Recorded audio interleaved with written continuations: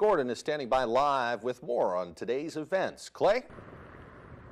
That's right, Craig and Lindsay. Witness testimony continues in the triple murder trial of Randall DeLuz and Nicholas Sexton. Today, jurors heard testimony from an expert who describes the process of cell phone mapping. The witness, who is an agent in the FBI, studied detailed records on the location of the two defendants on the night Nicole Lugden, Daniel Borders, and Lucas Toscano were found dead in a burned car on Target Industrial Circle in Bangor. Cell phone towers in Bangor picked up phone activity from both the defendants' cell phones, placing them near the site of the car fire during the time it was reported. However, the cell phone testing with records provided by the telephone companies was performed by the witness and Maine State Police 1 year after the incident had occurred. The defense questioned the data, claiming the dates of the testing could not verify their locations the night of August 13th, 2012. Our analysis of the information. Bangor Police, Lindsay, are now looking for the man allegedly responsible for a morning drug heist. It happened at the Rite Aid on Broadway just after 10. No word tonight if the suspect was armed during the robbery, and police are urging witnesses to come forward. Lindsay? That's exactly right, Craig and Lindsay. We're outside the Margaret Chase Smith Federal Building in downtown Bangor. That's where dispatchers received a call earlier this afternoon of a suspicious package. The Orono Hazmat team was called in to investigate that package. Bangor Fire is telling us that that package appears to be a baggie with a brown substance in it. They also said the package had a return address on it as well. Now, as you can see, the scene is clear at this hour and is safe. We're told the substance has been sent to the State Crime Lab in Augusta for further testing. Reporting live in Bangor, I'm Clay Gordon for ABC 7. Craig, Lindsay. A deadly fire last week claimed the lives of 2 firefighters. And on the day of Lieutenant Edward Walsh's funeral, some of Maine's bravest have come to say goodbye to a fallen brother. You can see behind me, Lifelight is taking off after they successfully extricated a man from this dump truck that collided with a train early Thursday morning. So far, the man has been conscious and talking to rescuers. His condition is unknown at this time. It's the 44th annual Bangor Home Show, Craig and Lindsay. What a beautiful night. Over 300 vendors have come out to the Cross Insurance Center. We're joined with Dean Appleman, one of the show promoters. Dean, tell me, what keeps vendors coming year after year? Thank you so much. Best of luck this weekend. Craig, there's tons of home improvement stuff for you. Lindsay, I even saw a cannoli stand for you. In Bangor, I'm reporting live. Clay Gordon for ABC 7. Craig, Lindsay. All right, thank you, Clay. You like cannolis, do you? I love cannolis. I do too. Police are investigating a suspicious death of a Dover Foxcroft man down in Garland. 62-year-old Daniel Neal was found dead at a relative's home on Campbell Road in Garland. Details are scarce at this hour, but Maine State Police say the death is being investigated as if it were suspicious. Investigators could not say if the dogs were involved and that they are waiting on autopsy results to determine the cause of death. No word on when that autopsy will be completed. There's also no word on what breed of dog was quarantined. Lindsay? And what we see behind us right here with the heavy smoke and black flames, that's actually the oil fuel tank. Now, that lit on fire at the beginning of the event, and that will burn until all the fuel is gone. Lindsay, a lot is going on. I'm here at the Archery Center, sponsored by the Maine Bow Hunters Association. We're here with T. He's been shooting all day, and Aiden's teaching him how to do it. Pretty good shots. If we could zoom in on the deer there, I would say that's a kill. Outside of Garland Street School, the William S. Cohen School to be exact, there was a fire alarm activation in the gymnasium in the auditorium. Fire crews just cleared the scene, but they had a ladder up into the balcony. There was a light that was burning behind it. Smoke filled the school. There was a light haze. They got rid of the smoke. Not an emergency. The only people in the school were custodians at the time. Thanks, Craig and Lindsay. Governor Paul LePage spoke in the cabinet room today to voice his opposition of a bill which transfers $21 million from the Maine Budget Stabilization Fund, or the Rainy Day Fund, to replace some of the revenue-sharing funds to Maine cities and towns. Governor LePage says the Democrats' decision to deplete the state's budget reserve is fiscally irresponsible. A proposal by Governor LePage to replenish the state's Rainy Day Fund is expected later this week. Lindsay? You're not going to believe this right now, Lindsay. I'm here at the 76th Annual Eastern Maine Sportsman Show on a wheelchair with steroids. We'll have more from the Sportsman Show on ABC 7 right after this. We're here at the first ever Maine Trivia Tournament. Doors open just after 5:30. Larry Barrett, the president, and our very own Lindsay Mills hosting tonight's event. Now we're joined with Matt McLaughlin from Eastern Maine, one of the organizers today. A lot of work going into it. How's it been so far? We're going to have more details tonight at 10 on our sister station, Fox 22. Clay Gordon reporting live for ABC7. Craig, we'll toss it back to you in the studio. Thank you, Kristen. I'm Clay Gordon here for the 12th Annual American Folk Festival. Join us as we begin our coverage live. A deadly fire last week claimed the lives of 2 firefighters. And on the day of Lieutenant Edward Walsh's funeral, some of Maine's bravest have come to say goodbye to a fallen brother. Maine firefighters joining the Boston Fire Department and firefighters from across the country, honoring 2 men killed in the line of duty on Beacon Street. We talk about it, we joke about it a little bit that, it ain't going to happen to me, but you never know. I mean, these guys went in the other day and it was a pretty routine fire they went into and everything went bad all of a sudden. Lieutenant Edward Walsh, a father of 3 children under the age of 10, taking his last ride on Engine 33 to St. Patrick's Church. The same engine which brought him to his last alarm on March 26th. The same parish where he grew up attending. Thousands lined Main Street in Watertown, dressed in their ceremonial uniforms, mourning bands on their badges, and saluting. The professional firefighters of Maine sent a detail from Ellsworth, Hamden, Lincoln, Saco, Portland, Lewiston, Auburn, Brewer, and Bangor, all to pay their respects. It just goes to show the respect and the brotherhood of the firefighters when you get them coming from all over the country. A brotherhood that knows no boundary. And a funeral service for firefighter Michael Kennedy will be held at 11 a.m. Thursday in West Roxbury. In Watertown, I'm Clay Gordon for ABC7 and Fox 22. Sergeant Joel House was 22 years old, deployed on his 2nd tour in Iraq, when an improvised explosive device killed him and 3 other soldiers.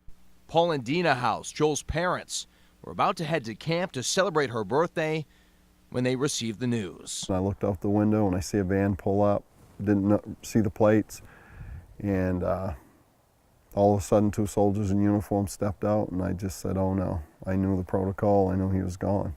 Joel was quiet and loved serving his country. To me, it's an honor to have had him as a son.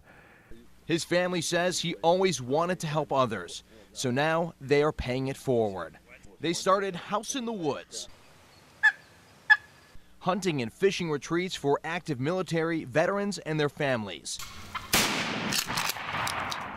So far, over 350 have gone through the program from across the United States at absolutely no cost to them. When they go overseas, they come back home.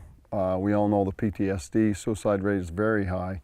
And I think it's important to thank them, and this is our way of thanking the veterans, because they can't just come home and transition overnight. Some of the veterans have returned as official Maine guides. Many offer up their boats, their camps, and most importantly, their time. Each one of them have the same thing in common, and that camaraderie is necessary, I think, for them to be able to make it when they come home. For more information or to donate, visit their website, houseinthewoods.org. Only hours before the city of Bangor started the 4th of July parade, gunshots echoed through the downtown streets. At 8:30 Thursday morning, a report from a woman with a small child of a man firing a gun, prompting police to respond to this apartment building located at 47 Park Street. More gunshots were fired as officers arrived. We quickly shut the area down, created a perimeter. People still lining nearby streets trying to find the best vantage point for the upcoming parade. Most of them completely unaware of the standoff and the change in parade route. There were several that were evacuated in the building, across the street, and in the neighboring buildings around him. Sporadic gunfire ensued. Police estimate about 70 shots total. Then the shooter fires out the window. You could see here the smoke drifting from his gun from the upstairs apartment as officers shelter in place using the building as a shield. The Bangor Police Special Response Team was called in, donned in fatigues and heavily armed, joined by Bangor Fire paramedics. A robot was then used to get eyes in the apartment as tactical officers fired tear gas. After nearly 2 hours, this man, 43-year-old Perrin Oliver of Bangor, the alleged shooter, was taken out alive and in handcuffs, roughly 1,500 feet from the Independence Day parade. In Bangor, I'm Clay Gordon from ABC7 and Fox 22. There was a vehicle stopped for the train, and the dump truck operator was unable to stop and went around the vehicle into the train. The operator, 53-year-old Frederick Lindsay, is lucky to be alive. Alert and conscious, talking to us, knew what was going on. Lucky gentleman. As you can see, Lindsay pinned behind the steering column and dash of a dump truck loaded with sand. Fire crews from Hamden and Bangor sawing and spreading. Lindsay alert the entire time. Meanwhile, Life Flight medics were able to establish an IV and heart monitor while he was still in the truck. Well, right off the bat, I saw 8 or 9 firefighters rush to the door of the dump truck where it was like tilted over to the left side of the train, where it was like dipping into the grove. So I saw I think I saw a chainsaw go towards the door, something's being torn apart from the actual dump truck itself. And then just a lot of guys putting in the effort to help this guy out. What we were just basically trying to do was cut the truck away from him so we could actually get to him and get him out. Once we got the steering wheel cut out, the dash rolled up, some things of that nature, then we could get to him and get him out. And after an hour, Lindsay was finally freed from the wreckage. As you can see behind me, Life Flight is taking off after they successfully extricated a man from this dump truck that collided with a train early Thursday morning. So far, the man has been conscious and talking to rescuers. His condition is unknown at this time. You could hear the bells from the railroad crossing on Western Avenue, leading investigators to believe it was working prior to the crash. Police are uncertain at this time whether driver error or a mechanical error is to blame. In Hamden, I'm Clay Gordon with ABC7 and Fox 22. It's National Hug a Newsman Day, and I'm a newsman. Okay. Yes. Thank you. Oh, thank you so much. Oh, really? Do I get to really do that? If you want to. Thank you. Oh, the husband's in the car. There. Can I get a hug? Sure you can. Thank you. Oh, that's the best hug all day so far. Well, I like to hug. That's what it means? Yes. Thank you. Fantastic. Yeah. That's the only reason we're bothering you today. How much do I get paid? Yeah, well, we were wondering how much you got on you. You go and hug a newsman, I guess? Exactly. Okay. Thank you. That's the only reason I'm Next bothering you week is today. National Nurses Week. Is it? Yeah. Here, let me give you a hug for that one. you. There you go. See? 2 for it. Oh, can I get a hug? Can I get a hug? Would that work? Thank you. Fantastic. Thanks. Okay, group hug. How's it going? Good, how are you? I'm Clay with Channel 7. What's your name? Michelle Hersey. Nice to meet you, Michelle. Today is a very special day for me. It's National Hug a Newsman Day. You want a hug? I would love one. You have. You smell nice, by the way. Oh, thank you.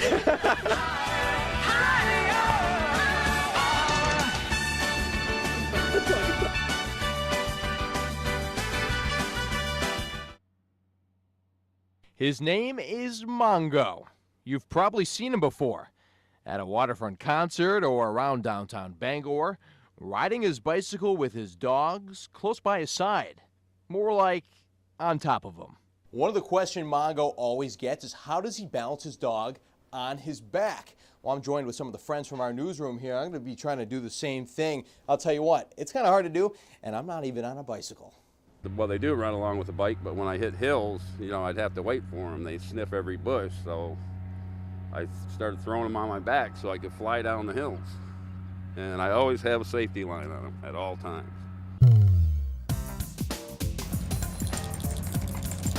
And his dogs Pokey, Scrappy, and Peppy are always sporting sunglasses.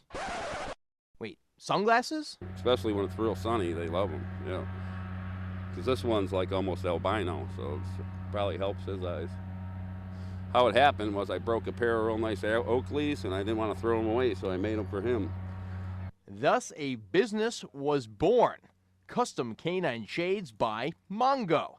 And bystanders usually all have the same reactions. They all smile, and little kids come running. And the women love them. They're my secret weapons. He can make your pooch glasses on the spot, matching the band to their fur. With plenty of options, Mongo says he's trying to bring a carnival theme to the city. But really, he does it for his dogs. I just like to show off my kids. It ain't about me, it's about the dogs. You know? In Bangor, I'm Clay Gordon for ABC 7 and Fox 22.